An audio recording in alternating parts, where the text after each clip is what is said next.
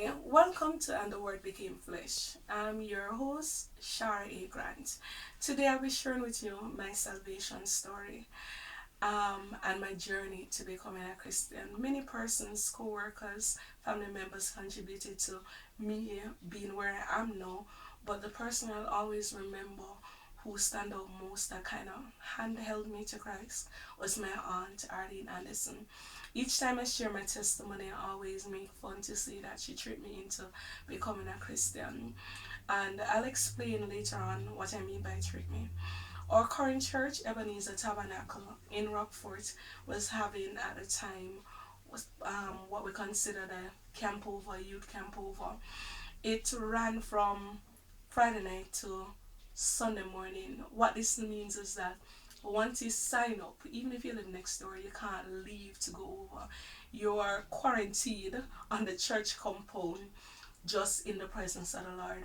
And how my aunt treated me was that I had a party the Saturday night and I told her I couldn't come to camp over because I had a party to go. And what she told me was that come on, you maybe can leave. The trick was that she didn't tell me that, hey, once you sign up, it's almost like you make a commitment. You can't leave. When I went the Friday night, it was really refreshing. I think it was like a worship session. And for the first time in my life, I saw young persons just worshiping God. They didn't care about what their friends thought. They didn't care about crying. They didn't care about just lying on the ground. It was an awesome experience. As I said, for the first time, it was my first seeing young people having fun without drinking or smoking. And that's alright, it wasn't so bad, so I'll stay until at least Saturday evening because I had the party to go Saturday night. But the Lord had a different plan. The Saturday morning came and we toured the community, and I came back to a session with a handsome drummer. He was playing the drum, and even though he was worshiping, all I was going through my mind was that this guy really looked nice. In the midst of his worshiping, he stopped and came down and pulled me out of the crowd and asked me, what was it that I'm running? Why am I running from God? But to backtrack a bit, before I went, the enemy had planted a seed in my thought that my auntie was just inviting me to church to be baptized, not to get saved, not to know God, but to be baptized and to make up a number in the church. And what that did was that seed made me, no matter what they did that weekend, the thought came that if them take them go baptized, they make a sad mistake. So I guess what the enemy did was put up a wall that the word or the gospel or the worship, you hear it, but it would not penetrate it. Now that I'm more mature at looking back. No, while I was there, he asked me if I wanted to surrender my life to Christ, and my answer at the time was no. But the evening, the night of the party, as I couldn't go to the party, I think the Lord had a different party for me because I think angels in heaven rejoice. The evangelist that night, oh God, she was really an anointed vessel by God. And I don't remember her name, I really should. And it's no disrespect of honor, but I think apart from her name, what was more important to me was that she was an available vessel used by God.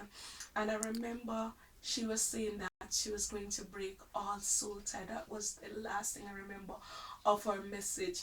And I was going to church in terms of when I went there, I was in a 7 years relationship that really wasn't going anywhere. But for the life of me, every time I tried to break up or separate it, I couldn't separate from it. And when she said that she was going to break all soul tie, I remember being touched by something, and I remember crying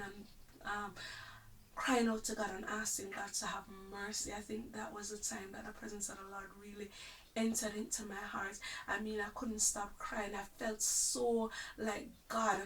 I needed it. I didn't realize going to church how much I needed God, but when she decided to break all ungodly soul ties, I realized that I needed God. At the end of that, and after having such a wonderful experience in the presence of the Lord, one would think that when you're asked the question, will you give your life to God? Will you say yes to Jesus? My answer would have been yes, but The seed was already planted that I wasn't going to become a number. So I walked away from that altar, not accepting Christ or totally surrendering my life to the Lord. But the beauty of it is that the seed was planted.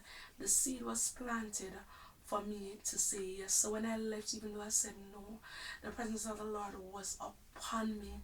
And I went home thinking, how can I change? And I remember going to my then boyfriend at the time and telling him that, boy, I found Jesus and I was going to surrender my life to Christ. And he laughed, because he gave me about 2 weeks based on how intense our relationship was in terms of sexually. He could not see me surviving outside of that relationship for more than 2 weeks. He laughed, and at the time I would have to appreciate my best friend at the time, Alice Reed, because when I went to her, her only thing was that if I think I could manage, and she encouraged me to do it. And I think those two persons at the time were the most important person in my life, so their opinion at the time mattered. And I am the sort of person that would watch Sunday televangelists. And I remember Bishop Blair was saying, because I was trying to change me, trying to see if we can go the natural hair route, if we can go the long clothes route, because I usually like short shorts and stuff and things. I was changing me, not realizing that if I could have done that before, it would have already been done. And the Lord allowed Bishop Blair to minister to me in the sense that he was talking about a madman or a homeless man that was on the street, and a painter saw him and said to him that he wanted to paint him, and because he was going to be painted, he went and he got his hair shaved and everything. He fixed up himself to go to the painter the next day. The next day he went to visit the painter, and the painter said, who are you? I don't know you, I don't recognize you. And he said, I'm the same man that you asked to be painted. And the painter said, I could not use you because you're not in your true form. And that ministered to me in the sense that the theme of the message was that the potter is the one that molds you. Because the truth is, many of us, many of you are maybe like me, who really want to give Jesus a chance, who really know that the Lord has been calling you, but you're trying to fix you. And what I've learned is that God, how we are presently, because who I was then and who I thought I wanted to be then, looking at who I am now, it is like as far as the east is from the west. My desires then and my desires now are different. So what I've learned from my salvation story was that um, I have to give it to God, because if I go as a plate and he needs me to be a drinking cup, he's going to bring me. And that message hit home. And I remember calling my pastor several times, my no pastor several times, for me to get baptized. And the conviction was so much that he decided that even if there wasn't any scheduled baptism, he had to schedule one for me, because he figured maybe I was going to die or something, and he didn't want my blood to be upon his shoulder. But I felt that that was the last time God was going to call me. I felt as if I would never ever get a second chance. And I know many persons always say, oh, I'm waiting on the Lord to call me. I'm waiting on to get a eureka moment. I'm waiting on something to happen. But what I'd encourage you, if you hear the Lord knocking, please just answer.